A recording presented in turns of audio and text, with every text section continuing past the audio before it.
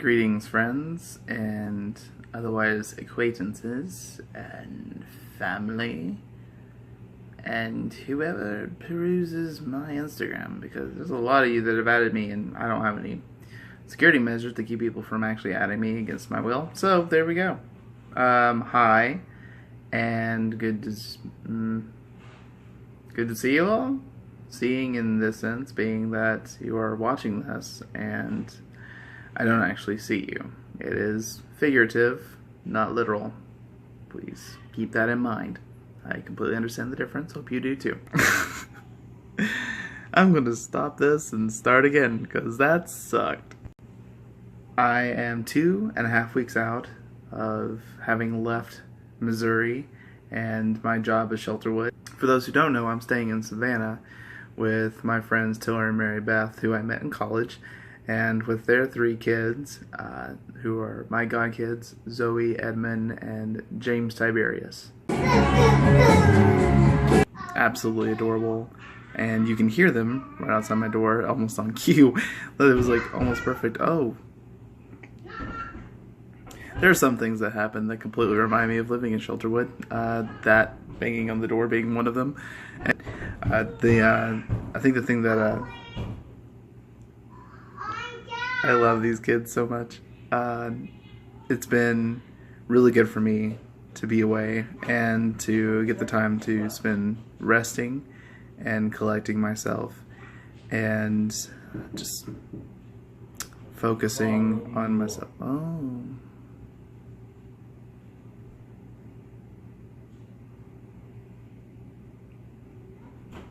It's your father opened the door.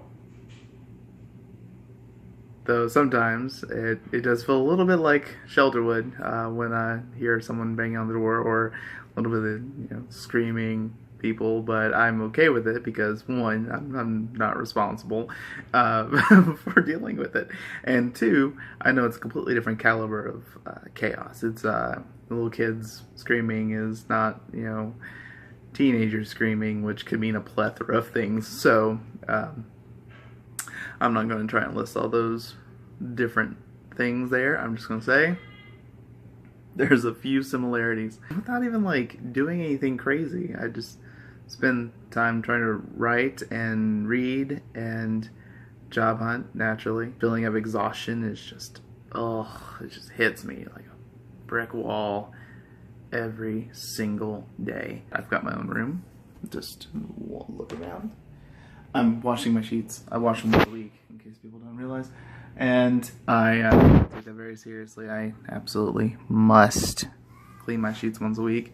Otherwise, I think that's kind of disgusting if you don't. There are a few things about myself that have kind of come to the surface that I've been able to realize because I'm not so distracted anymore by daily living, where I'm just constantly hypervigilant looking for what's going to happen next and looking out for people's lives, and etc., etc., etc. I am extremely tired. My eyes hurt right now, and it's only about 4 in the afternoon, so it's which is actually kind of later than normally when my eyes start hurting. They usually start hurting around 2. So already 2 weeks out, 2 hours later, I think that we're on the right track. How do I say this? I don't know. I actually planned this video out, thought about it word for word, what I was going to say, and then, well, it just kind of all goes away the moment you start recording, and then you're just stuck here, just like,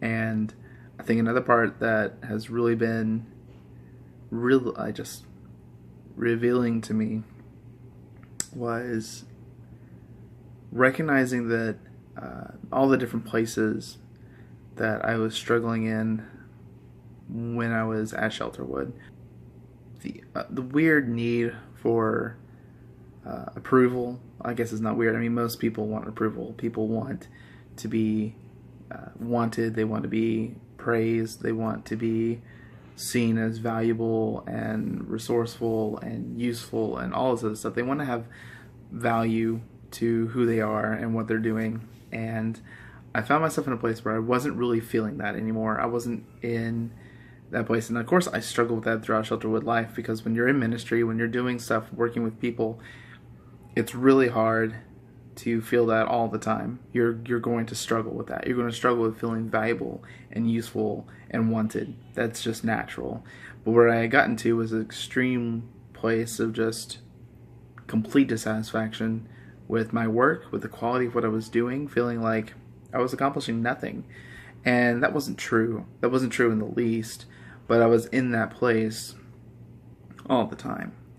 And coming back, stepping out of that environment and having this huge change of environment, of scenery, of positioning, and just being out on my own, I realized that there was things that I don't need. I don't need all the praise and affirmation to know what I did was good, to know that I accomplished something. And I think my expectations have changed. And I realize that now that I am changing the trajectory of my life.